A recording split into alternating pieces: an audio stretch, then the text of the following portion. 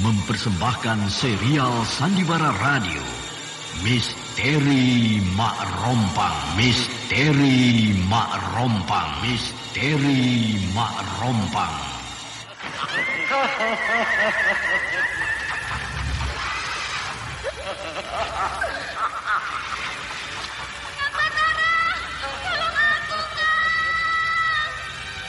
Cepat kemari, Wulan. Mak Rompang. Kisah bangkitnya kembali setiap 200 tahun. Seorang anak manusia yang dapat berganti wajah dan wujud. Terkadang menjadi seorang gadis cantik teramat cantik. Terkadang menjadi seorang nenek tua renta buruk rupa yang selalu menimbulkan prahara dan malapetaka mengerikan bagi umat manusia.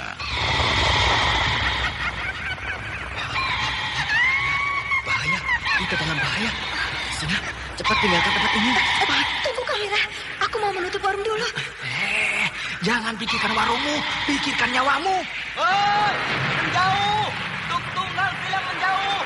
Takut itu berawa panas. Tuk Tunggal ada di mana, Wira? Tuk Tunggal berada di dalam kabut. Hei, menyingkir semua. Menyingkir keluar dari desa.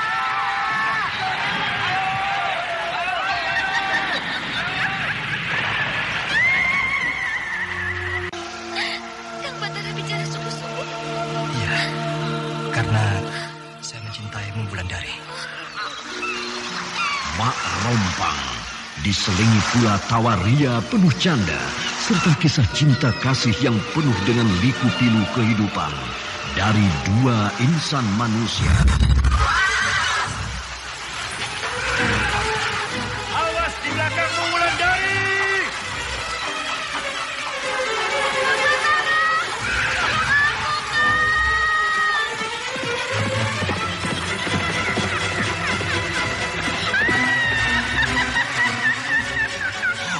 Celaka, Wulandari dibawa lari Mak Rompang. Iya.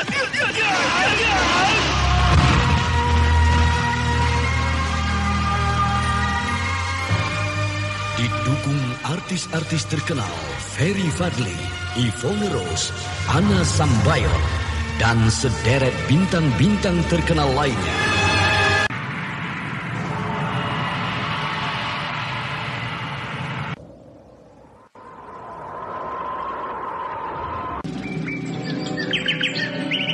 Burung apa itu, Nyi Guru? Bulunya indah sekali. Kenapa Nyi Guru terkejut? Tidak apa-apa. Burung itu namanya Kinara. Kinara? Iya, Kinara. Kenapa burung ini ada? Bukankah burung ini biasanya hanya ada di dalam dongeng? Kenapa Nyi Guru? Burung itu biasanya burung-burung yang diceritakan di dalam dongeng. Oh, suara burung itu bagus sekali, Nyi. Iya. Ikutilah episode ke-12 Kidung Kinara. Kidung Kinara. Kidung Kinara. Kidung. Naskah karya Asmadi Syafar. Di seri yang ke-13 ini didukung para pemain Anas Sambayon sebagai Mak Rompang, Bambang Jeger sebagai Raden Wangsadirja, Beni sebagai Gopa, Jumali sebagai Lambano, dan pembawa cerita Neni Sumardi. Teknik dan montase Indra Mahendra dengan sutradara Anda sekarang Benny masih Denhar. mendengarkan Sandiwara Radio di channel Memori 80. Pada kisah yang lalu diceritakan, Gandini sudah berhasil mempengaruhi penduduk Tegalsari, sehingga penduduk Tegalsari percaya bahwa Gandini terpaksa membunuh Kiludira karena Kiludira adalah seorang pengkhianat. Namun ada beberapa orang yang tidak setuju dengan tindakan Gandini. Salah seorang dari orang itu adalah Batara, karena Batara tahu Gandini membunuh Kiludira karena Gandini menginginkan Tegalsari di bawah kekuasaannya. Kini Batara meninggalkan Tegalsari, sementara Nyesepi dan Wulandari pun demikian. Batara pulang ke puncak Gunung Raya, sedangkan Wulandari dan Nyesepi pergi entah kemana. Di kota raja, di rumah Raden Wangsadirja, burung Kinara telah diantarkan sendiri oleh Mak Rompang, sehingga Raden Wangsadirja menjadi takut, walau Mak Rompang tampak sangat muda dan cantik sekali. Ketakutan Raden Wangsa makin menjadi-jadi, karena Mak Rompang tidak mau pergi. Bahkan tiba-tiba saja Mak Rompang berada di dalam kamar Raden Wangsadirja. Kenapa takut? Kenapa Kang Wangsa tidak mau mendekatiku lagi? Bukankah Kang Wangsa selalu mendambakan ingin selalu bersamaku? Tidak, aku Aku tidak mau diganggu. Aku mau sendiri saja malam ini. Jadi, untuk apa aku datang jauh-jauh ke sini? Aku mengucapkan terima kasih. Tapi aku mohon, aku tidak mau diganggu. Pergilah, pulanglah kau Rompang. Kang Wangsa semudah itu menyuruhku pulang? Maksudku lain kali saja. Jadi, lain kali kita bisa bertemu lagi? Iya. Kapan? Besok atau lusa. Baik, aku pergi dulu. Perempuan yang bernama Rompang ini hilang perlahan-lahan dari hadapan. Dan Wangsa, bagaimana kuda-kudaku, Gopa? Oh, beres, Den. Semua kuda-kuda sudah saya urus makan dan minum mereka. Dan Wangsa tampak murung hari ini. Ya, aku sedang bingung, Gopa. Kalau Den Wangsa mau, Den Wangsa datang saja ke kandang kuda, Den. Untuk apa, Gopa? Melihat anak kuda yang baru lahir itu, Den. Kuda kecil itu sangat lucu. Dia akan melompat ke sana kemari bila melihat orang mendekatinya. Wah, pasti Den Wangsa akan senang. Sehingga Den Wangsa tidak akan burung lagi, Den. Dan sekalian, Den Wangsa memberikan nama pada anak kuda itu. Pikiranku sedang tidak pada kuda-kuda itu, Gopa. Atau Den Wangsa bisa ikut lomba unggas, Den. Pasti Den Wangsa suka. Lomba unggas? Adu ayam maksudmu? Bukan, Den. Lomba unggas adalah melombakan unggas-unggas piaraan. Yang menang adalah unggas yang berbulu paling bagus atau bersuara paling merdu, Den. Unggas apa saja yang boleh ikut lomba itu, Gopa? Ya, bermacam-macam jenis unggas, Den. Di mana tempatnya? Di alun-alun kerajaan, Den. Pengikutnya? Hanya khusus untuk para kaum bangsawan, Den. Aku tidak berminat untuk ikut, Gopa. Sayang, Den. Kau Den Wangsa tidak ikut. Kenapa? Ya, karena seluruh bangsawan yang ada di kota raja ini ikut, Den. Kalau tidak, mereka merasa bukan lagi seorang bangsawan. Dari mana kamu tahu? Dari bicara para peserta lomba, Den. Karena hadiahnya akan langsung diberikan oleh Sri Baginda Maharaja. Hebat juga ya. Jarang Sri Baginda mau seperti itu. Ikut saja, Den. Siapa tahu Den Wangsa bisa memenangkan perlombaan itu. Sehingga Den Wangsa akan lebih dikenal oleh Sri Baginda Maharaja. Tapi aku tidak punya unggas yang bisa aku lombakan. Den Wangsa kan punya burung itu, Den. Oh, burung kinara itu? Oh, burung itu namanya kinara, Den. Ya, hanya raja-raja zaman dahulu yang memiliki burung itu. Karena burung itu burung langka.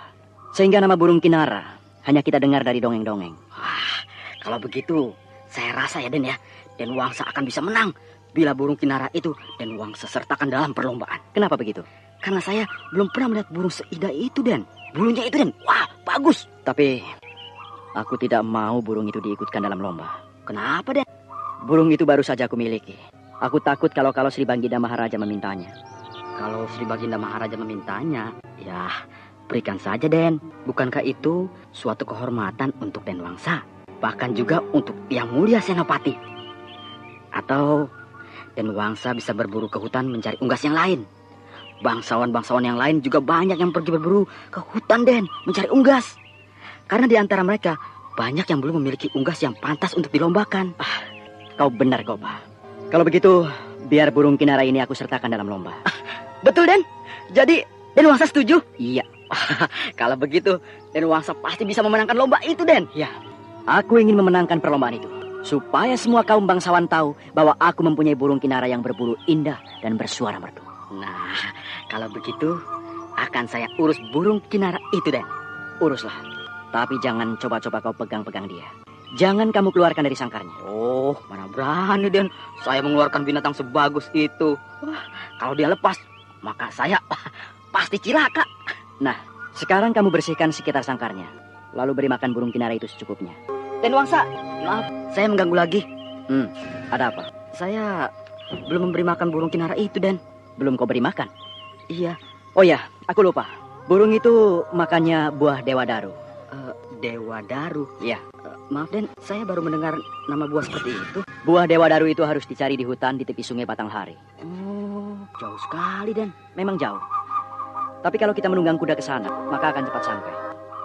Buah dewadaru. Gopa. Iya, Den. Kamu belum pernah melihat buah Dewa Daru? Belum, Den, belum. Kalau begitu, kau berangkat bersama-sama dengan aku. Dan kita bawa sekalian burung kinara itu. Apakah tidak kasihan pada unggas itu, Den? Wah, dia harus menempuh perjalanan yang sejauh itu kan, Den? Kalau tidak kita bawa binatang itu, maka dia akan mati kelaparan. Oh, iya ya, dia akan mati kelaparan karena menunggu makanan yang kita bawakan. Nah, mari kita berangkat. Baik, Den.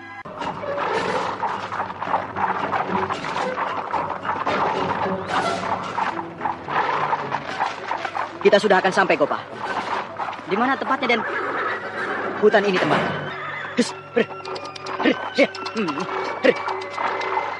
Nah, kita turun di sini. Iya, Den. Mana, Den? Pohon Dewa Daru itu? Di sebelah sana. Mana, Den? Sedikit lagi. Jalan terus. Terus. Nah, Anda ini sekarang pohonnya. masih mendengarkan Sandiwara Radio di channel Memori Nah, 80. Lihatlah buahnya. Buah pohon ini makanan burung kinara. Oh, Sekarang letakkanlah sangkar burung itu, Gopa.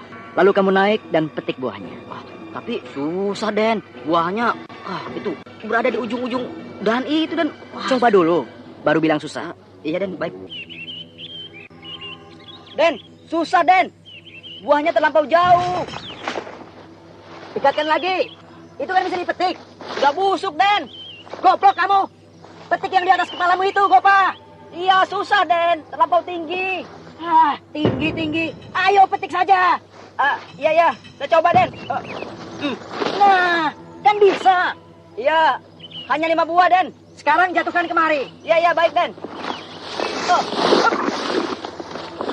Nah, Kinara, kini kamu bisa makan buah ini untuk menghilangkan laparmu. Ayo makanlah. Ayo makanlah. Hei, kenapa kamu buang? Apakah kamu tidak suka? Bukankah buah ini sebenarnya makananmu? Den Wangsa, ini lagi, Den. Ya, lempar saja, Gopa. Nah, ini ada yang sudah matang. Sekarang makanlah. Mau kamu memakannya? Rupanya kamu hanya memakan buah yang sudah matang. Den, ini satu lagi, Den. Jangan yang masih muda begini, Gopa. Cari yang sudah matang. Sudah tidak bisa, Den. Buahnya berada di ujung ranting, Den. Goblok kamu. Masa tidak bisa? Aduh. Hei, kenapa kamu turun? Aduh. Banyak semut rang-rangnya, Den. Aduh. Hei, Gopa. Tapi Kinara belum kenyang. Aduh, Den Wangsa, Saya mohon maaf, saya tidak sanggup memetik buahnya yang masak. Tempatnya di ujung ranting, Den. Dan banyak semutnya. Tapi burung Kinara ini harus makan. Kalau tidak, dia akan mati. Kalau kita pakai galas saja, bagaimana, Den? Mana bisa sampai, Gopa? Pohon ini kan tinggi sekali. Tapi saya tidak sanggup memanjat sampai ke ujung-ujungnya lagi, Den. Saya takut jatuh. Aku bisa menolong. Siapa Kisanak? Aku tidak melihat kedatangan Kisanak. Kisanak tidak usah curiga. Aku datang bermaksud baik. Namaku Lamban. Lambano. Dari mana asal Kisanak? Kalau aku katakan dari mana asalku, Kisanak pasti tidak akan tahu. Lebih baik tidak usah aku sebutkan, tapi yang jelas, aku bermaksud baik pada Kisanak Raden Wangsa. Kisanak tahu namaku. Dari pakaian yang Raden kenakan saja, aku sudah tahu bahwa Raden adalah seorang bangsawan. Baik, sekarang apa maksud Kisanak menemui aku dan pengurus kudaku ini? Sejak tadi aku melihat bagaimana cara orang ini memetik buah Dewa Daru, sehingga aku geli melihatnya. Apakah cara aku memetik buah itu aneh, lucu? Bukan aneh, tapi kamu tidak mengerti bagaimana cara memetik buah Dewa Daru itu, sehingga kamu tidak bisa memetiknya, kan? Apakah Kisanak bisa memetik buah Dewa Daru itu? Kenapa tidak? Bahkan seluruh buah Dewa Daru itu bisa aku petik. Kalau memang Kisanak bisa, petiklah. Aku akan bayar seberapa yang Kisanak minta. Raden Wangsa tidak usah membayar, asal Raden Wangsa mengizinkan aku memegang burung kinara yang ada dalam sangkar itu. Memegang burung kinara? Kalau itu yang Kisanak minta, terus terang aku keberatan. Burung kinara itu tidak bisa bebas makan kalau dia di dalam sangkar terus. Tadi aku memberinya makan dan dia berada di dalam sangkar. Nah, aku masih punya buah Dewa Daru. Berilah dia. Kalau dia mau dan bebas memakannya, maka aku percaya bahwa dia bisa bebas memakan makanannya ini. Baik, ayo Kinara, ini makananmu. Ayo, makanlah. Nah, betul kan? Dia ingin makan, tapi dia tidak bebas mematuknya. Bahkan dia tidak bisa mematuknya. Kisanak tahu betul tentang burung kinara ini rupanya. Aku mempunyai seekor burung kinara jantan di rumah. Aku buatkan kandang yang besar, sehingga dia bebas bermain ke sana kemari. Dan burung kinaraku itu sudah sering memenangkan lomba unggas di mana-mana. Rupanya Kisanak juga suka mengikuti lomba unggas. Suka. Bahkan aku sampai ke negeri Pagaruyung membawa burung kinara itu untuk ikut lomba. Besok makanan burungku habis. Itu sebabnya aku datang kemari untuk mengambil buah Dewa Daru itu. Apakah Kisanak tahu jenis burung kinaraku ini? Tahu. Burung kinara yang Kisanak miliki ini adalah jenis burung betina. Sehingga kalau dibawa untuk lomba, sulit untuk menang. Karena bulunya tidak begitu bagus bila dibandingkan dengan jenis yang jantan. Jadi milik Kisanak bulunya lebih indah? Ya, dan aku akan ikut lomba di Kota Raja. Kenapa Kisanak terkejut? Karena aku juga ikut lomba unggas di Kota Raja. Dan tentu aku akan kalah. Oh, sudah tentu kalah. Karena kinara milikku akan lebih bagus penampilannya. Sehingga aku akan mendapat hadiah dari Sri Baginda Maharaja. Bahkan hadiah yang paling bagus yang akan diberikan Sri Baginda adalah sebidang tanah di dekat Kota Raja. Apa? Sebidang tanah? Jadi Kisanak belum mendengar hadiah tanah itu? Tanah yang mana? Tanah yang sekarang dipergunakan untuk berburu oleh Sri Baginda Maharaja. Oh, hutan perburuan itu? Ya. Wah, luas sekali. Ya, memang luas. Itu yang membuat aku ingin ikut lomba unggas ini. Kalau saja tanah perburuan itu sudah jadi milikku, maka akan aku tanami lada. Lalu aku akan bisa berdagang lada dengan orang-orang Singasari. Orang-orang Singasari? Iya. Bukankah sebentar lagi negeri ini akan jatuh ke tangan orang-orang Singasari? Sehingga inilah kesempatan terakhir kita untuk memiliki tanah seluas itu. Setelah itu, kita tidak akan bisa mempunyai tanah seluas itu. Karena semua harta kerajaan akan menjadi milik Singasari.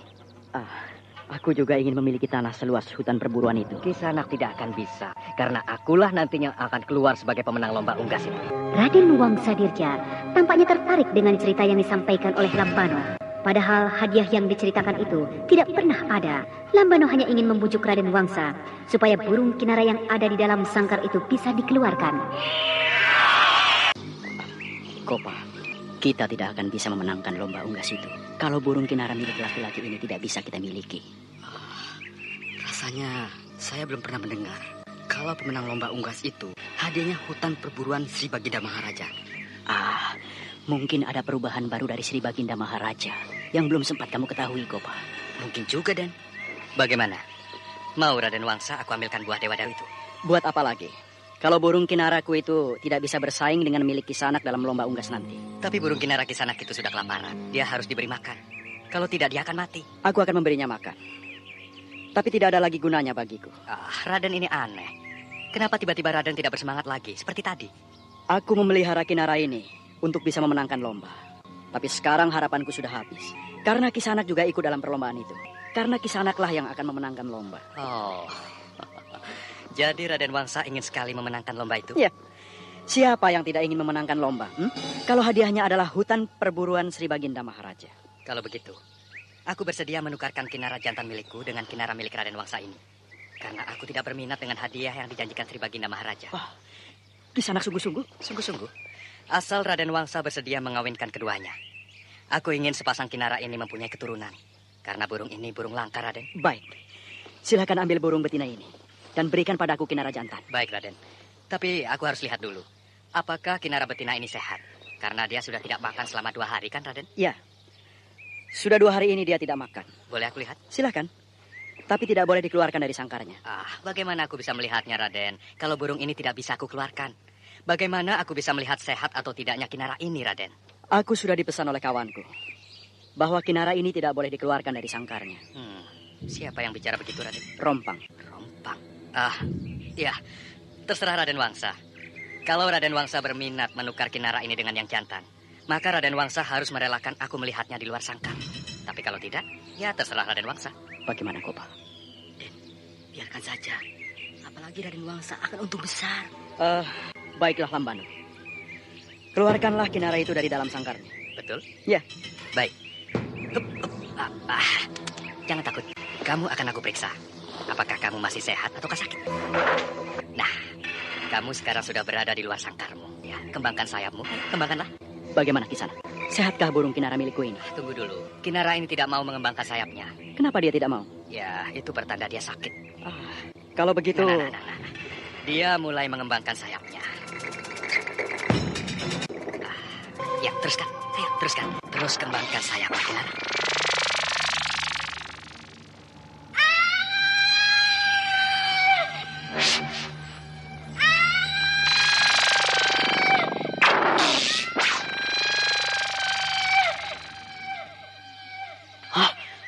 Burung kinara itu hilang, Gopa.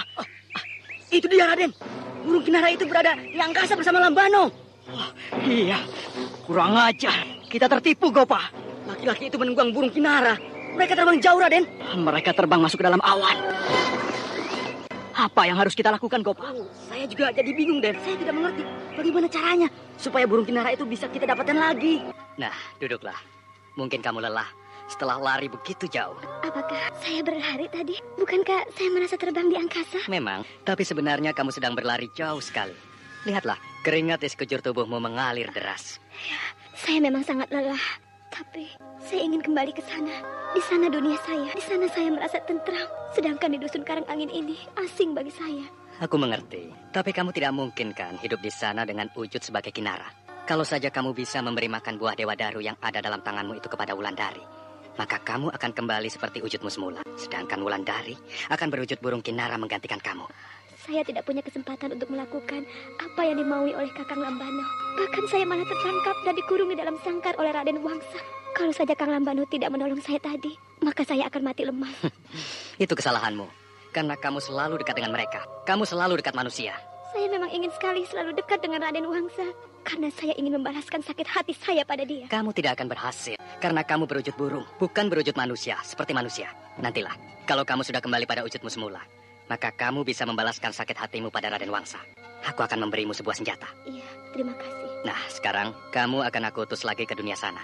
Tapi yang harus kamu cari bukan Raden Wangsa. Yang harus kamu cari adalah Wulandari. Iya. Mari, pegang telapak tanganku supaya kamu mempunyai kekuatan. Sehingga tidak semua orang bisa seenaknya terhadapmu nanti. Baiklah. Ya, pegang. Iya. Ya.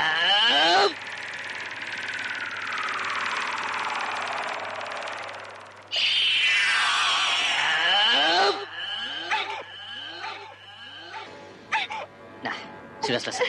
Aduh, telapak tangan saya seperti digigit ular besar. Iya, itu pertanda kekuatan. Anda sekarang masih mendengarkan Sandiwara Radio di channel Memori 80. Tapi saya masih letih. Kaki saya serasa tidak bisa dilangkahkan. Aku akan temani kamu. Siapa Kisana? Jangan takut. Dia bernama Andita. Dia berasal dari dusun Lembah Meratap. Kisanak sangat cantik. Kisanak juga cantik. Sehingga Raden Wangsa tergila-gila pada Kisanak. Sudah lama kamu tidak muncul kemari, Andita? Aku sudah sering datang dan berdiri di depan pintu gerbang dusun ini, Kakang Lambano. Tapi selalu tidak dapat izin masuk. Sehingga terpaksa aku kembali lagi. Dan sekarang bagaimana caranya kamu bisa masuk? Siapa yang mengizinkan kamu masuk? Nyi Rumpas. Karena beliau kasihan melihat aku selalu datang dan pergi tanpa berhasil berkunjung kemari. Ya, bagus. Aku memang butuh bantuanmu. Karena aku sudah tidak bebas menemui Wulandari. Aku siap membantu Kakang Lambano. Bahkan aku siap untuk membunuh Wulandari. Jangan. Jangan kau lakukan itu. Karena aku ingin dia hidup-hidup datang kemari. Bukankah badan kasarnya bisa ditinggal? Bukankah yang penting bagi Kakang adalah sukmanya saja? Aku ingin beristrikan dia dengan seluruh badan kasarnya. Aku ingin membuktikan pada penduduk dusun Karangangin bahwa istriku akan bisa bertahan dengan seluruh badan kasarnya di sini. Baiklah, kalau itu yang Kakang inginkan. Ayo Kanti, kita berangkat. Tapi tenagaku serasa hilang. Aku akan menolongmu. Kamu tidak akan merasakan apa-apa. Iya, mari.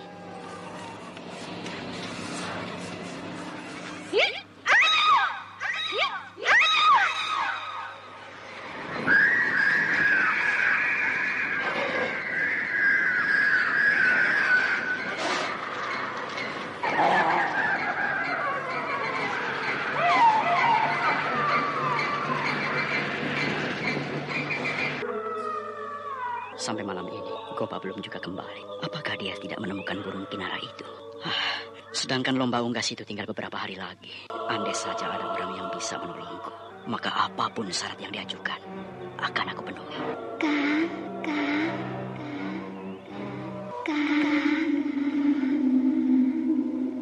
Ada orang yang memanggil namaku. Kang Wangsa. Kang Wangsa. Kau datang lagi, Rompang? Iya. Aku tidak mau kau datang lagi. Bukankah Kakang membutuhkan bantuan? Tidak. Bukankah Kakang menginginkan Kinara yang hilang itu bisa kembali? Iya. Iya. Aku bisa mendapatkannya kembali. Tapi aku tidak butuh bantuanmu, Rompang. Kakang Wangsa tampaknya tidak suka kehadiranku. Baiklah, tapi aku yakin suatu saat Kakang Wangsa akan membutuhkan aku. Nah, ambillah ini. Bila Kakang membutuhkan aku, lemparkan bunga kemboja ini ke udara, maka aku akan membantu Kakang Wangsa. Tapi ingat, bunga ini dilemparkan hanya pada malam hari seperti ini. Tapi... Ambillah. Aku pergi, Kakang Wangsa.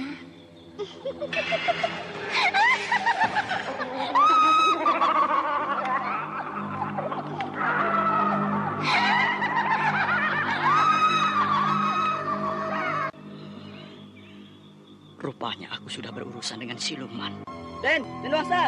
Oh, baru kembali kau, Gopa. Iya, Den. Maaf, Den. Jadi, kau tidak dapat menemukan burung kinara itu? Maaf, Den. Tadi siang, saya melihat burung kinara itu terbang jauh ke arah Gunung Raya. Kenapa tidak kamu kejar? Sudah, Den. Tapi terbang burung itu cepat sekali, sehingga saya tidak bisa berbuat apa-apa. Kalau begitu, masih ada harapan kita untuk mendapatkan kinara itu. Wah, rasanya tidak mungkin, Den. Kenapa tidak mungkin? Ya, karena kita pasti akan berhadapan dengan laki-laki yang membawa burung itu, Den. Lambano maksudmu? Betul, Den. Saya merasa laki-laki itu bukan manusia biasa, Den. Karena Lambano itu selalu mengiringi terbang burung kinara itu dari bawah. Bahkan kecepatan lari Lambano sama dengan kecepatan terbang burung itu, Den.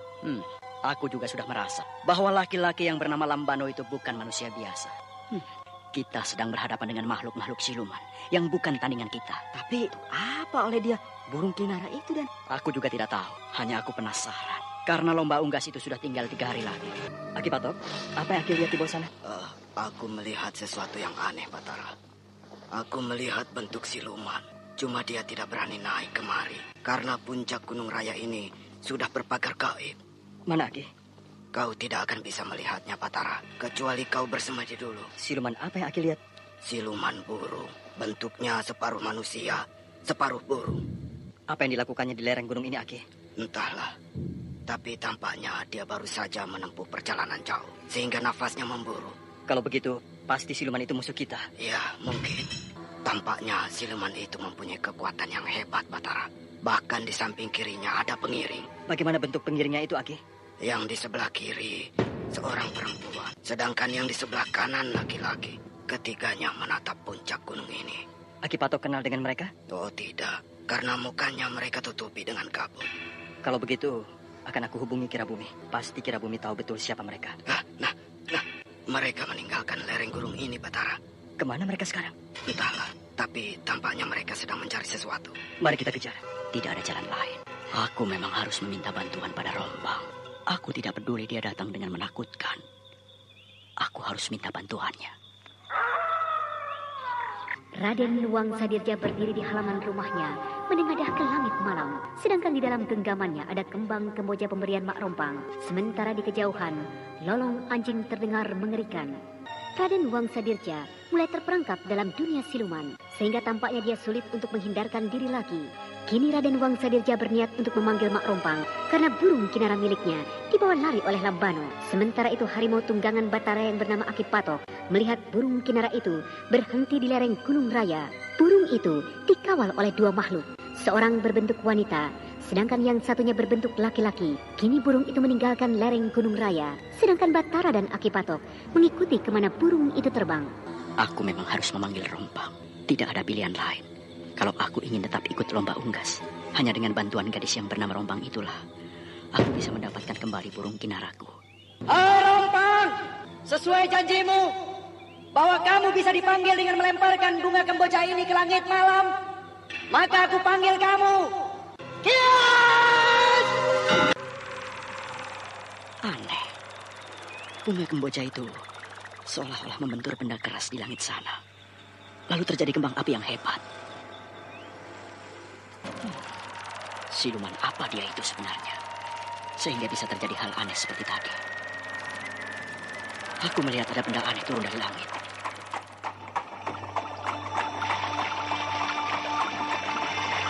Oh, kereta kuda.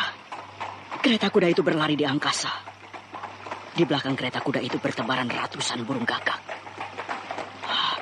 Kereta kuda menuju ke halaman rumahku. Kereta kuda itu berhenti di halaman rumahku.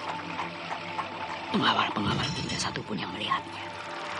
Hanya aku yang melihat kereta kuda itu.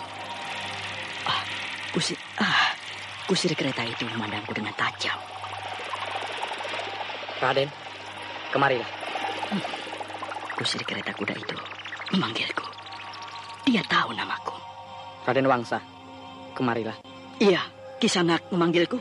Iya, aku disuruh menjemput Raden oleh majikanku. Iya. Pandangan mata kusir kereta itu masih seperti dulu. Tajam mengerikan. Seolah-olah dia mau menelan tubuhku. Bukankah tadi Raden Wangsa melemparkan bunga kamboja ke angkasa? Iya. Itu berarti Raden Wangsa memanggilku. Ayo, naiklah. Akan aku hantar Raden ke tempat majikanku. Aku memang butuh bantuan majikanmu. Anda sekarang masih mendengarkan Sandiwara Radio di channel Memori 80. Baik. Naiklah ke atas kereta kuda ini, supaya kita tidak terlambat. Terlambat? Apakah majikanmu akan pergi ke tempat lain? Tidak, tapi bila hari sudah pagi, maka pintu langit akan tertutup. Sehingga aku tidak akan bisa kembali ke sana. Oh, begitu. Baiklah. Sudah? Aku sudah duduk di dalam kereta kudamu ini. Kita berangkat sekarang. Bus. Ya.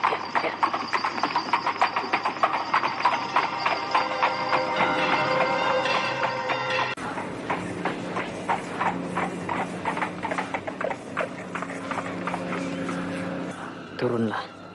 Kita sudah sampai. Kita ada di mana, Kisanak? Di tempat yang dulu. Hutan. Bukan.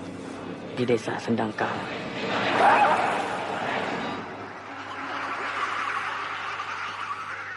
Aneh. Tiba-tiba aku melihat lampu-lampu rumah penduduk. Turunlah. Iya. Mana rumah majikanmu itu, Kisanak? Itu. Wah, iya, benar. Ya. Sialan. Aku ditinggal sendiri oleh kusir kereta itu. Pintu rumah ini tidak ditutup. Sedangkan di dalamnya cahaya lampu redup sekali. Berbeda dengan kedatanganku dulu. Cahaya lampu rumah ini dulu terang benderang. Sepi sekali. Tapi sebaiknya aku masuk saja. Mungkin gadis itu sudah menungguku di dalam. Apa ini? Tetesan darah. Tetesan darah ini menuju ke ruang dalam. Serigala putih. Dia sedang menyeret-nyeret seorang perempuan muda. Perempuan itu pasti akan dimakannya. Serigala ini menatapku dengan bengis. Kang. Sudah lama datang? Baru. Apa yang sedang Kakang lakukan di sini? Aku melihat seekor serigala putih sedang menyeret seorang perempuan. Mana? Itu. Mana dia? Kemana serigala tadi? Tidak ada serigala di sini, Raden. Kenapa tiba-tiba kusir kereta itu berdiri di sana? Dia sedang menyeret seekor rusa betina. Itu bukan serigala putih, Kang Wangsa. Tapi dia itu bernama Daksa. Dia kusir keretaku. Iya, tadi dia yang menjemput dan membawaku kemari. Marilah ikut aku. Kemana? Ke ruang sebelah. Di sini terlampau sempit. Iya. Nah, di sini. Iya. Tempat ini indah sekali. Dulu aku tidak pernah masuk kemari. Duduklah, Kang. Iya. Rupanya, Kang Wangsa melemparkan bunga kemboja pemberianku ke angkasa. Benar. Itulah sebabnya Ki Daksa menjemput Kakang dan dibawanya kemari. Iya. Aku memang perlu bantuanmu. Apa yang perlu aku bantu untukmu, Kakang? Burung kinara milikku lepas. Pasti dikeluarkan dari sangkarnya. Iya. Dia dikeluarkan dari sangkarnya.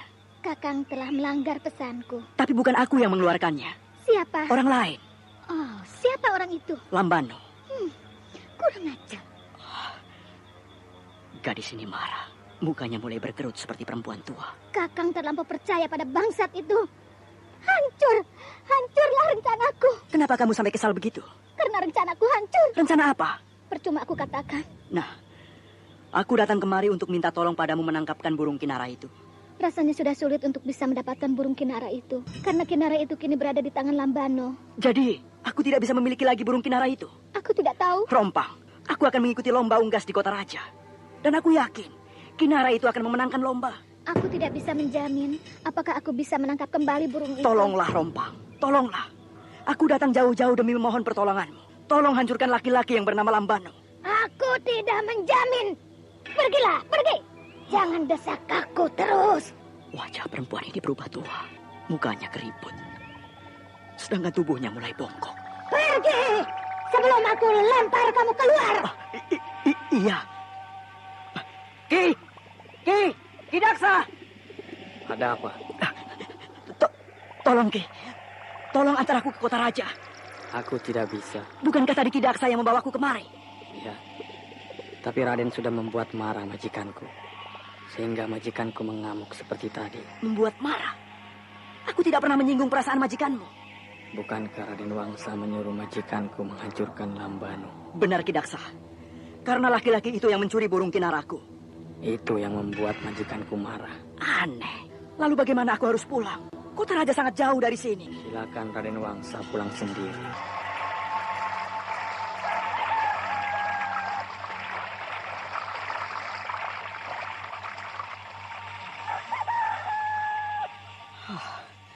Hari sudah pagi. Ayam hutan sudah berkokok.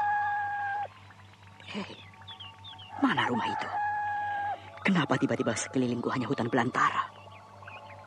Celaka. Aku akan tersesat kembali di dalam hutan. Aku mendengar orang menebang kayu. Pasti orang itu bisa menunjukkan jalan padaku. Akan aku cari arah suara itu.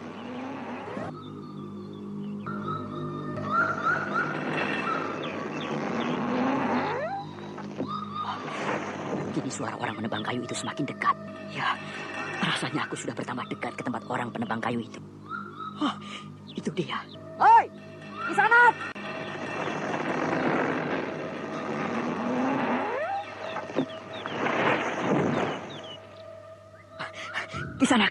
Kisanak.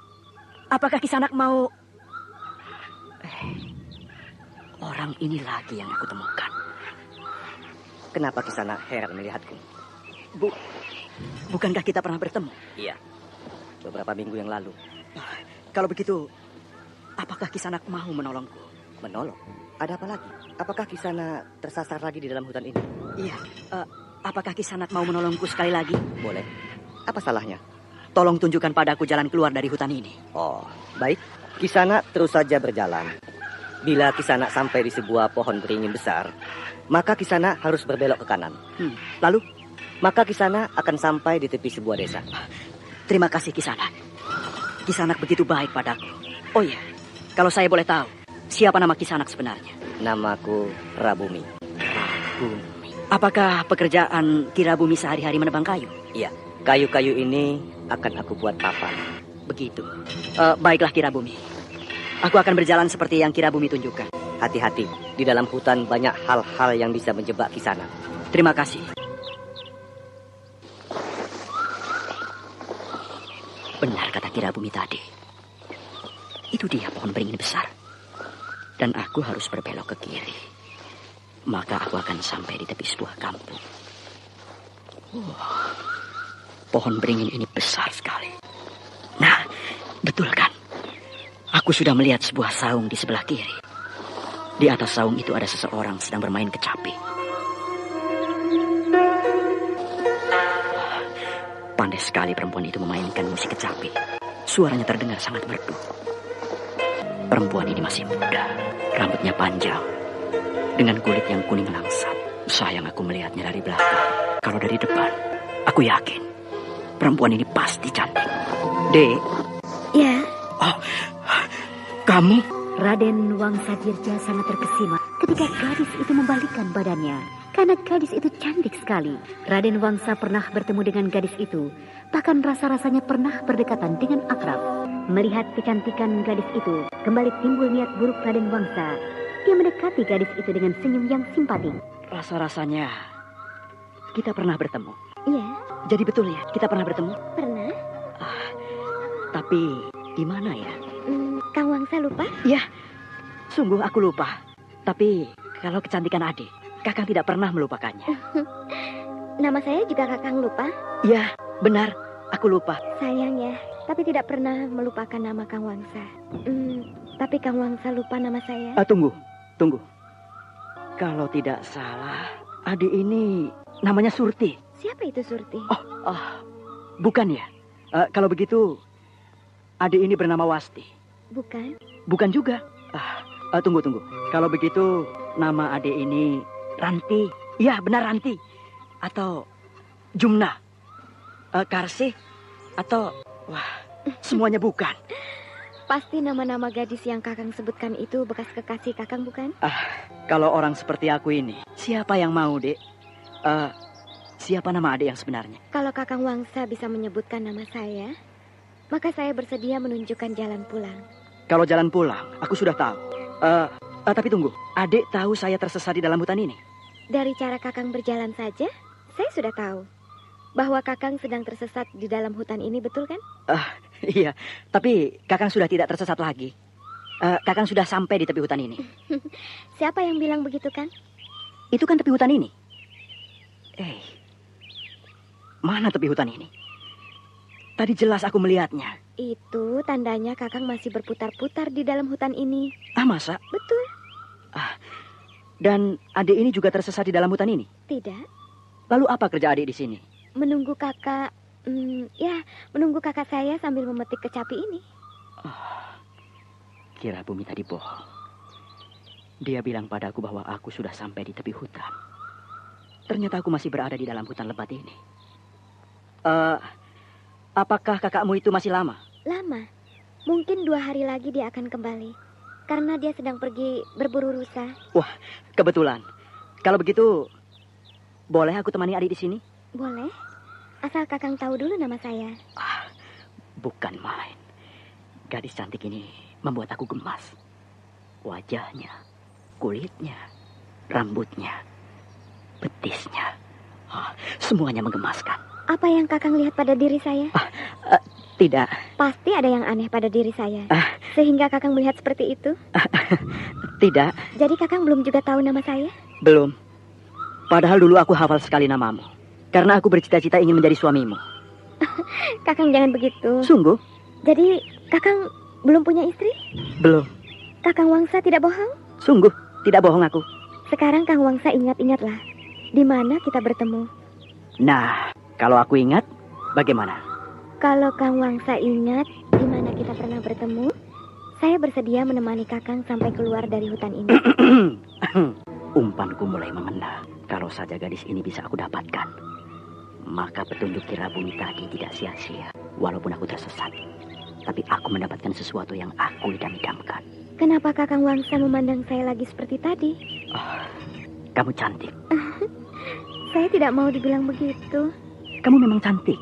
Kalau bilang begitu lagi, saya akan tinggalkan Kakang sendirian di hutan ini.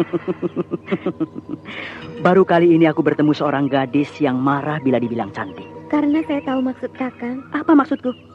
Kakang ingin memiliki aku kan? Ternyata kamu bisa membaca pikiran orang. Betul kan?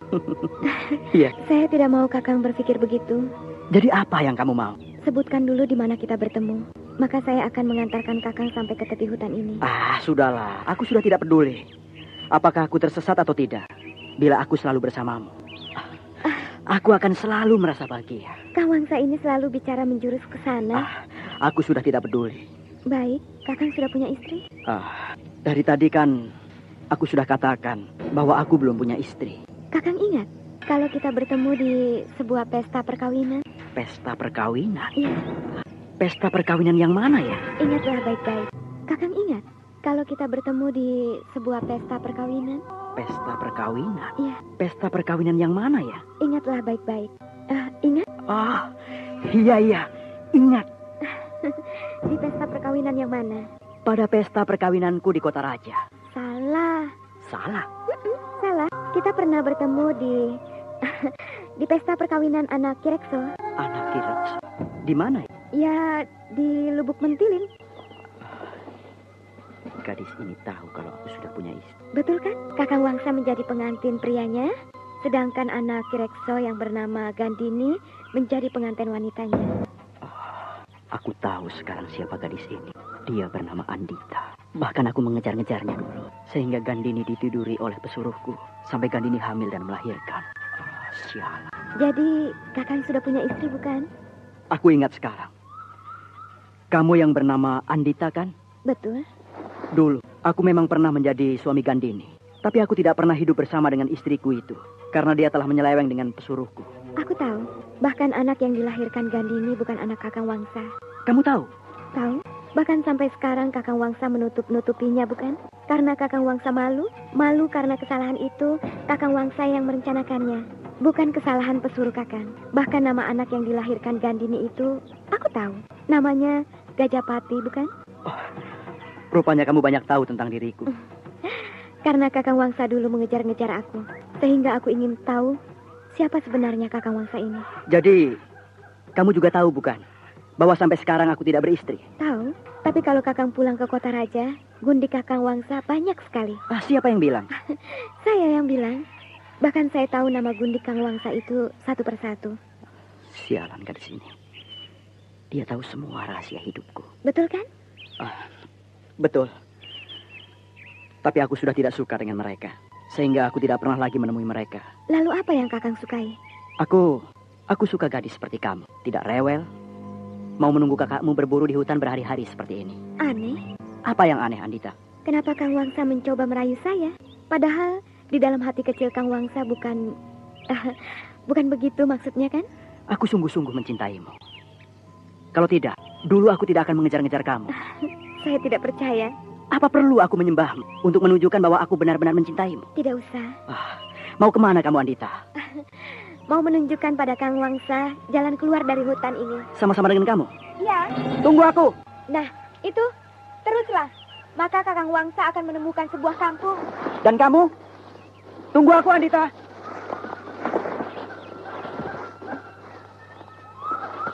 Hei, Andita! Tunggu aku! Jangan kau kejar lagi Kisana. Kira bumi. Jangan kau kejar lagi. Aku kenal dia, Ki. Aku tahu. Tapi kalau kau kejar dia, maka kau akan tersesat di dalam hutan itu untuk selamanya. Kenapa begitu, Ki? Apakah gadis tadi siluman penghuni hutan ini? Bukan. Hutan ini hutan angker.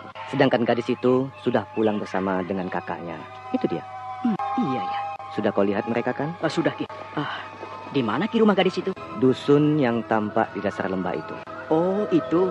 Pulanglah sebelum Kisana mendapat bahaya. Baiklah, Ki. Aku akan mencari rumah gadis itu. Kenapa kau berhenti, Batara? Mereka naik ke bukit ini, Ki Patok? Iya, tapi mereka sedang berhenti di lereng bukit perinduan ini. Mereka menunggu kawan wanita mereka. Aku harus cegah mereka. Ayo, peganglah erat-erat punggungku ini, Batara. Aku akan berlari menuju puncak bukit perinduan ini. Iya.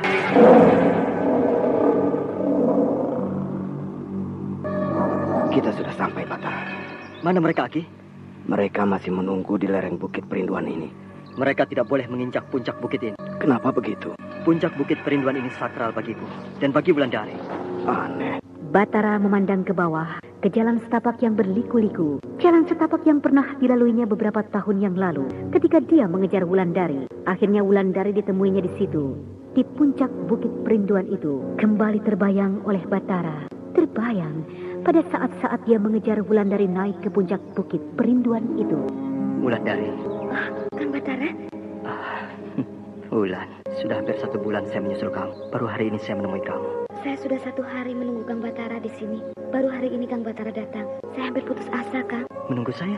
Iya, kan Kang Batara berpesan agar menunggu Kang Batara di bukit perinduan ini. Saya berpesan begitu? Iya, ketika saya sedang duduk sore hari di depan rumah, seorang perempuan tua datang menyampaikan pesan Kang Batara agar saya menunggu Kang Batara di bukit perinduan ini. Pasti perempuan tua yang aku jumpai itu. Kamu percaya pada perempuan tua itu? Iya, itu sebabnya saya kemari. Betul kan, Kang Batara berpesan begitu? Iya. Aku harus berbohong pada Wulandari supaya dia tidak terkejut. Kang Batara, saya sudah siap untuk dibawa kemana saja. Itu sebabnya saya menunggu Kang Batara di sini. Wulan, saya siap membawamu kemana saja. Tapi bukan sekarang waktunya. Jadi kita harus kembali ke Mentilin. Saya tidak mau lagi kembali ke sana. Saya tidak mau lagi masuk ke dalam cengkraman Kisabrang. Wulan, kita harus kembali. Kalau kau tidak kembali, maka kedua orang tuamu yang akan menanggung akibatnya. Bapakmu sedang mencarimu entah kemana. Dan kalau kamu tidak pulang, maka seluruh harta orang tuamu akan disita oleh Kisabrang. Apa haknya menyita harta orang tua saya? Apa haknya memperlakukan kedua orang tua saya seperti itu? Dan harta yang mana lagi yang akan disitanya? Wulandari, kedua orang tuamu sudah tidak ada. Kamu hidup sendiri, sama seperti aku. Batara, kau melamun. Ki Patok, aku mempunyai kenangan yang indah di puncak bukit ini. Batara masih berdiri di puncak bukit perinduan, sementara matanya memandang jauh ke bawah, ke jalan setapak yang pernah dilewatinya beberapa tahun yang lalu. Batara. Melamun lagi dia. Wulandari, kamu tidak usah susah begitu. Kesusahanmu adalah juga kesusahanku. Aku tidak akan membiarkanmu menderita lebih lama. Aku akan melindungimu dari gangguan siapa saja. Batara bicara sungguh-sungguh? Aku sungguh-sungguh, karena aku mencintaimu, Wulandari. Kang Batara, apakah aku tidak salah dengar? Tidak, Wulan. Aku bicara sungguh-sungguh. Yang Maha Agung, ternyata doaku engkau kabulkan. Wulan? Kenapa kamu diam? Apakah aku salah bicara seperti itu? Kang Batara, aku juga mencintai Kang Batara. Sejak dulu, sejak 5 bulan yang lalu. Ketika Kang Batara pergi meninggalkan desa Mentilin. Hanya aku tidak berani mengatakan isi hatiku. Aku takut ditolak, aku takut kecewa. Perasaan kita sebenarnya sama. Aku juga takut kecewa. Sehingga selama ini aku mencoba menahan rindu. Kang Batara betul-betul mencintaiku. Apakah perlu aku ulangi 2 kali? Katakanlah Kang Batara. Aku ingin mendengarnya sekali lagi. Wulandari, aku mencintaimu, Wulan. Aku mencintaimu seperti aku mencintai diriku sendiri. Aku berjanji, Wulan, bahwa aku tidak akan menyakiti cinta kita. Aku berjanji di Bukit Perinduan ini. Aku juga mencintai Kang Batara. Dan aku berjanji di Bukit Perinduan ini bahwa aku tidak akan pernah mengkhianati cinta kita. Walau 1000 tombak menghujam dada ini. Walau 1000 deradata menerpaku. Lihat Kang Batara, angin seolah-olah berhenti berhembus. Burung-burung berhenti bernyanyi. Mereka mendengarkan janji kita. Janji di Bukit Perinduan ini. Wulan. Iya, Kang? Hari sudah sore. Sebentar lagi matahari akan hilang di balik bukit ini. Mari, kita tinggalkan tempat ini sebelum kita kemalaman. Kita kembali ke Mentilin? Iya, kamu takut? Tidak lagi, karena sudah ada Kang Batara yang akan melindungiku. Mari kita hadapi segala rintangan yang menghadang di depan kita. Wulandari, kita memang telah bertekad menghadapi segala rintangan dengan tegar. Tapi rintangan-rintangan yang kita hadapi terlampau berat, sehingga hampir-hampir kita tidak kuat menahan beban. Batara, Aki, ada apa, Aki?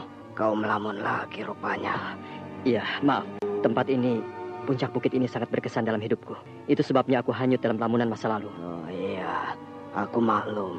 Tempat ini pasti berkesan antara kau dan Wulandari. Aki Patok tahu rupanya. Sejak tadi berkali-kali kau menyebut nama Wulandari. Aku jadi malu pada Aki Patok. Tidak ada yang harus kau malukan di hadapanku. Dulu, aku juga pernah mengalami hal-hal seperti ini. Ketika Ki Mujur jatuh cinta pada Nyi Sepi. Bahkan percintaan mereka tidak berjalan mulus. Dan kau tahu sendiri, percintaan mereka berakhir dengan perpisahan yang memilukan. Tapi aku salut pada kedua pendekar itu. Mereka tidak mengeluh sedikit pun. Mereka hadapi semua itu dengan tenang dan tabah.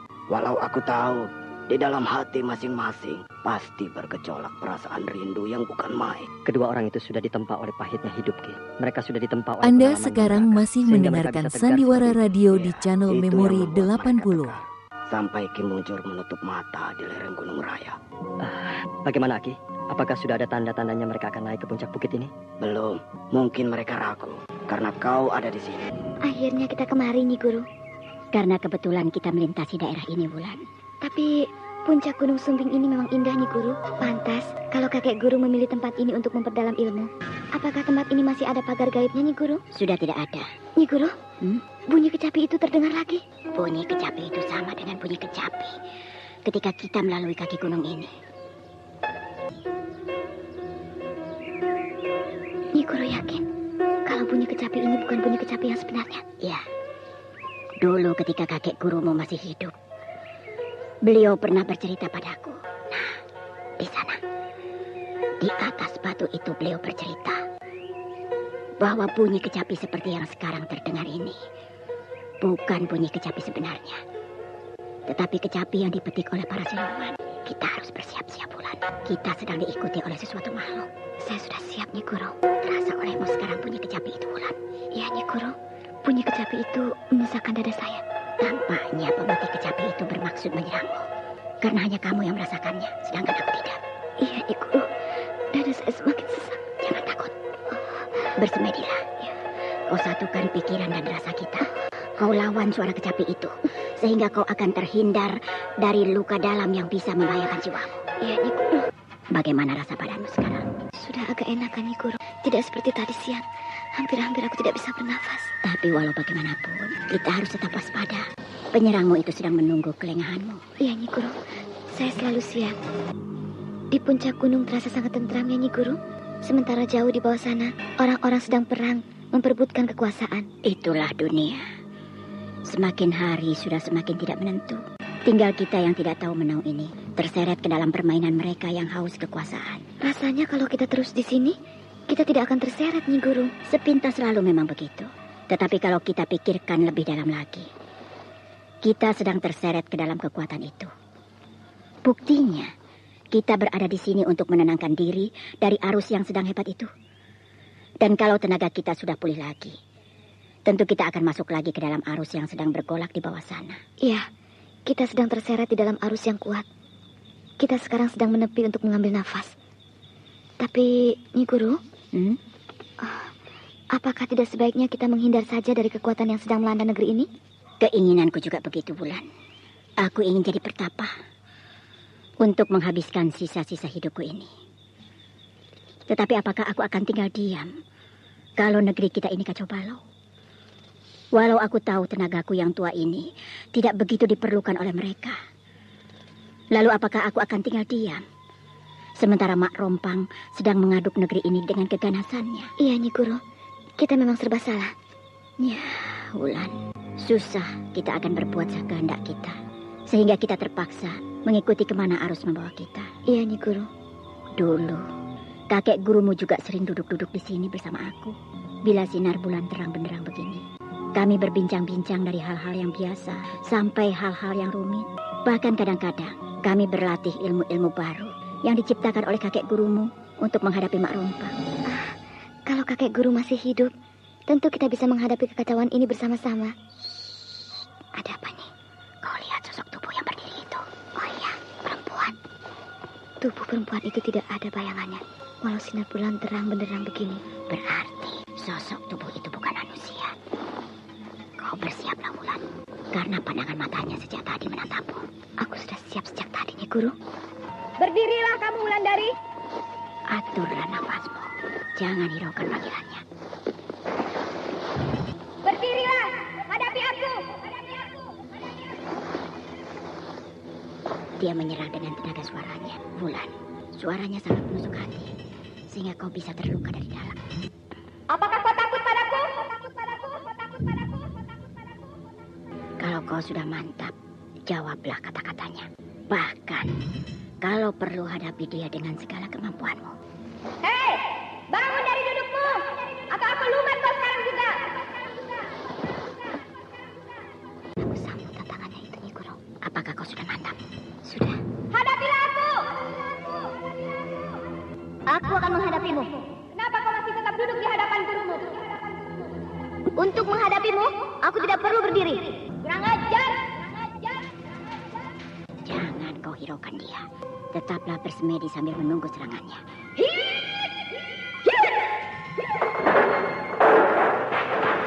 Kenapa kamu yang menyambut seranganku, Nyi Sepi? Karena seranganmu kau tujukan padaku. Apa kau akan pamer kekuatan di hadapanku? Aku tidak pamer kekuatanku, karena memang aku tidak punya kekuatan itu. Tetapi kini aku ingin bertanya padamu. Apa salah muridku ini? Sehingga kau tantang dia, dan siapa kau ini sebenarnya? Aku bernama Andita. Aku sudah lama ingin menghajar muridmu ini, karena dia selalu menghalang-halangi aku dengan Kang Batara. Oh, kau rupanya yang mencintai Batara. Aku mencintai Kang Batara, dan Kang Batara juga begitu kepadaku. Kau bohong. Kaulah yang bohong. Aku tidak bohong, karena aku tahu Kang Batara tidak pernah mencintai siapapun kecuali diriku. Kang Batara hanya mencintai gadis yang sama dengan dia, sama-sama berilmu tinggi. Sehingga sayang sekali kalau kau yang mendampingi hidupnya kelak, karena kau hanya bisa duduk saja, tidak bisa berbuat apapun menghadapiku. Justru Kang Batara tidak akan mau mempunyai istri siluman seperti dirimu. Jangan menghina aku, kamu. Orang pembohong seperti kau memang perlu dihina. Aku sudah tidak sabar untuk melumat mulutmu yang lancang itu, Wulandari. Silakan kalau kau mampu.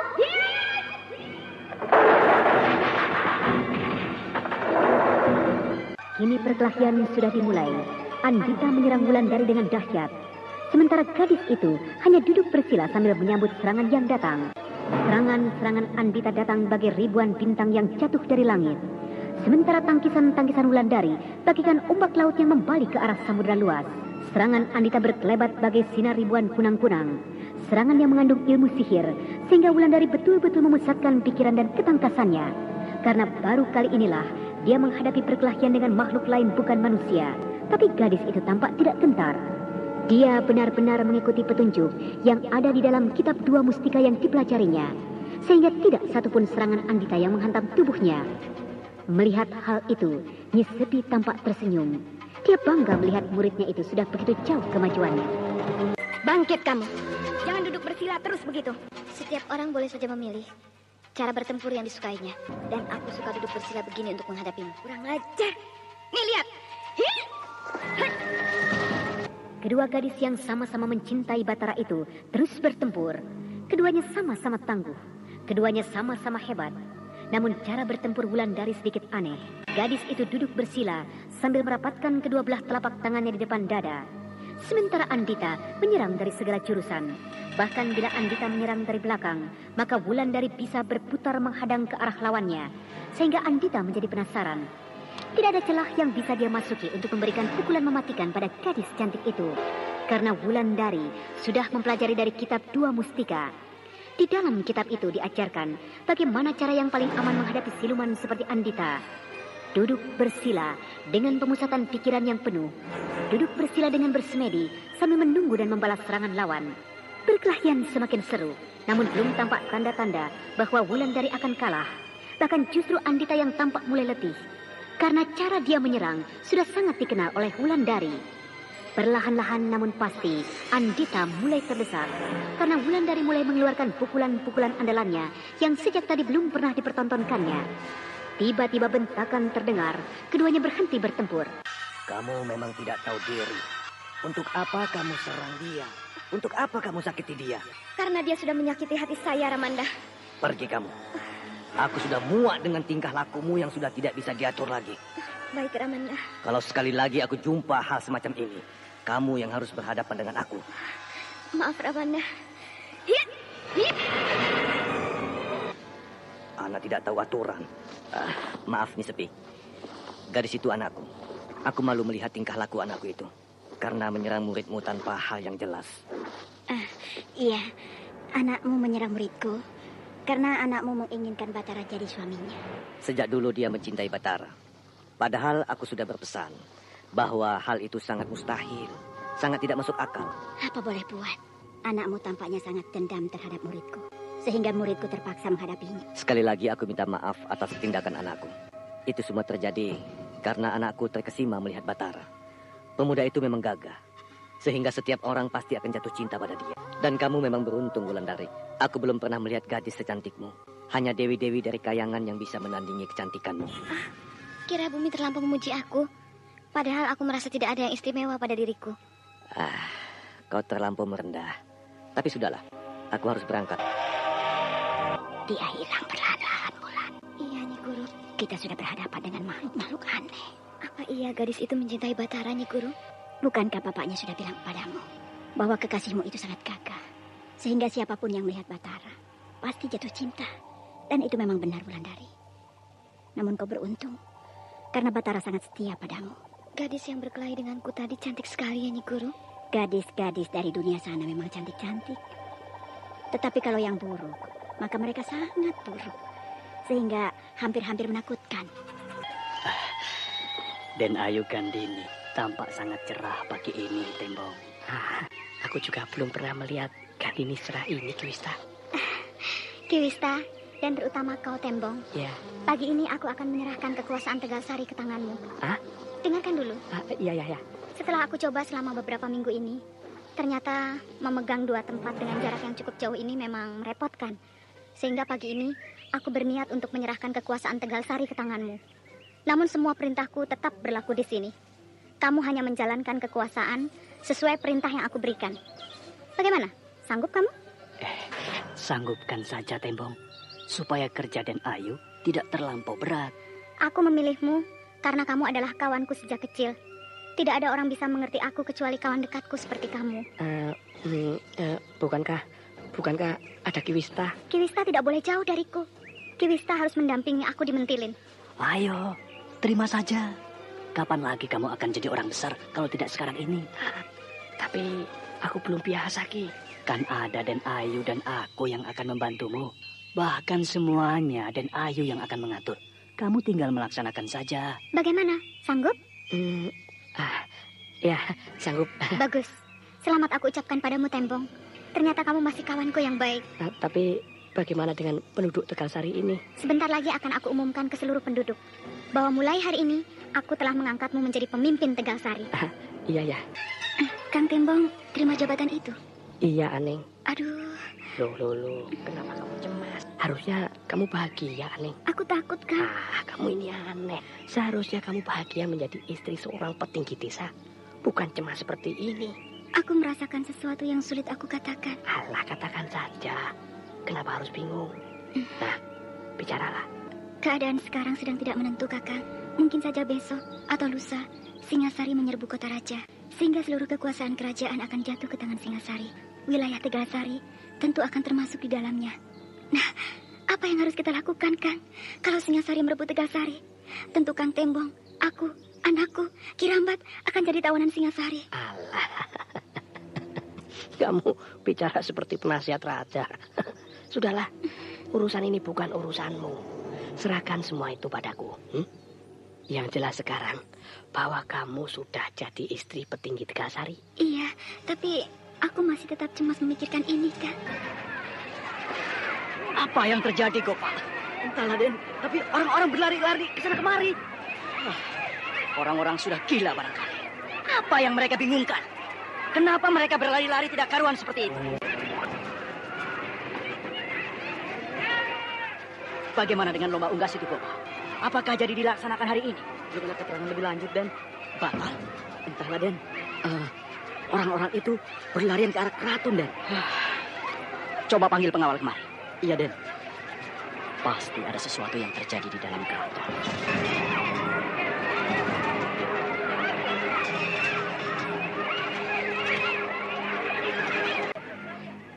Hamba menghadap, Raden. Apa yang sedang terjadi, pengawal? Sehingga orang-orang berlarian ke arah keraton. Pasukan Singasari sedang bergerak ke arah tembok kota, Den Wangsa.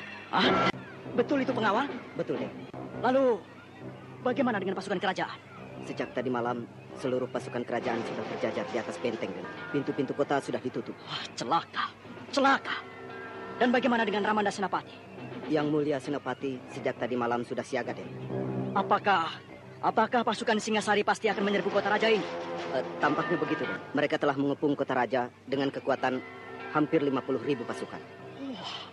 Kekuatan yang sangat besar. Sedangkan pasukan Dharmasraya tidak berjumlah sebesar itu. Bahkan menurut laporan prajurit Sandi, dari arah Batanghari, pasukan cadangan Singasari masih bergerak menuju kota raja ini, Den. Berapa jumlah kekuatan mereka? Belum tahu, Den Wangsa. Tapi pasukan itu baru saja turun dari 100 kapal yang mengangkut mereka dari tanah Jawa. Kota raja akan mereka hancurkan. Hidupku akan mereka hancurkan. Den, apa yang harus kita lakukan sekarang, Den? Apakah saya harus menyiapkan kuda-kuda? Untuk apa? Ya, mungkin saja, Den. Anda sekarang masih mendengarkan Sandiwara Radio di channel Memori 80. Maaf, Raden. Yang Mulia Senopati memang tidak mengizinkan Raden turun ke gelanggang peperangan. Raden harus tetap berada di sini sampai ada berita selanjutnya dari Yang Mulia Senopati. Iya. Aku akan tetap di sini. Ramanda ternyata tahu kalau aku tidak punya keterampilan olah peperangan, sehingga aku tidak diperbolehkan ikut berperang. Kalaupun aku ikut berperang, aku tidak akan sanggup menghadapi kekuatan musuh sebesar itu. Bahkan mungkin aku akan mati lebih dulu sebelum perang dimulai. Jadi untuk apa orang-orang itu menuju keraton, pengawal? Mereka ingin mendapat perlindungan dari Sri Baginda Maharaja, Raden. Lalu diizinkan mereka masuk ke dalam keraton? Tidak, Den. Mereka hanya bisa berkumpul di alun-alun keraton. Tidak ada latihan olah keprajuritan hari ini, Kang Tembong? Tidak, Aning. Pantas alun-alun desa ini sepi. Aku merasa seperti mimpi tinggal di sini, Aning. Apalagi aku, Kang. Aku tidak pernah terpikirkan pada satu saat aku akan tinggal di rumah petinggi desa yang begini mewah. Iya. Apakah sekarang kamu bahagia? Iya. Apakah perasaan was-wasmu itu masih ada? Bahkan bertambah kuat, Kang. Wih, aneh. Seharusnya kamu buang jauh-jauh perasaan itu, Aning. Kita harus menikmati kehidupan baru kita ini. Entahlah, tapi perasaanku semakin tidak enak. Kamu ini terlampau perasa. Semua dirasakan, bukan dipikirkan. Entahlah. Nah, lihat orang itu. Dia membungkuk ketika melewati alun-alun sambil senyum pada kita. Bukankah itu pertanda bahwa kita ini dihormati orang? Iya. Kenapa kau tidak balas senyum orang itu? Kenapa kau diam saja? Nanti mereka kira kau mulai sombong. Pikiranku sedang tidak di sana, Bang. Kamu ini aneh. Semakin enak hidup kita, semakin gelisah kamu ini. Kang Tembong benar-benar tidak mau tahu dengan perasaanku. Aku benar-benar merasakan sesuatu yang lain, Kang. Aku merasakan akan ada bahaya yang akan melanda desa ini. Alah, kamu ini seperti tukang ramal saja. Aku bicara sungguh-sungguh. Tolonglah Kang Tembong. Tolonglah agar kau mau mengerti perasaanku ini. Iya, baik. Kalau begitu, kamu memang cocok jadi istriku. Kamu tahu bahwa ada bahaya yang akan melanda desa ini. Nah, sekarang aku tanya, kapan bahaya itu akan datang? Aku tidak tahu, Kang.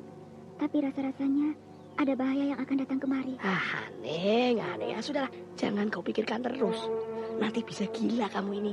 Bapakmu mana? Sedang melihat sawahnya. Tembong mondar-mandir di halaman rumah yang luas itu. Sedangkan Aning masih duduk diam memandang jauh ke alun-alun desa. Alun-alun itu tampak sepi dan tentram, tidak seperti perasaannya yang selalu gelisah. Nah, pendengar yang berbahagia, marilah kita ikuti lanjutan cerita ini pada keesokan harinya di waktu dan gelombang yang sama. Demikianlah tadi serial Sandiwara Radio Misteri Mak Rompang episode ke-12 Kidung Kinara, dipersembahkan oleh Denhas Adia Suara bekerja sama dengan PT Sinar Effendi Murni, produsen tablet obat kuat Aladina, obat terlambat bulan Menpas Kapsul, tablet obat kuat dan pegal linu Duta Rema, dan jamu godok Cap Gorilla. Terima kasih atas perhatian Anda. Sampai jumpa.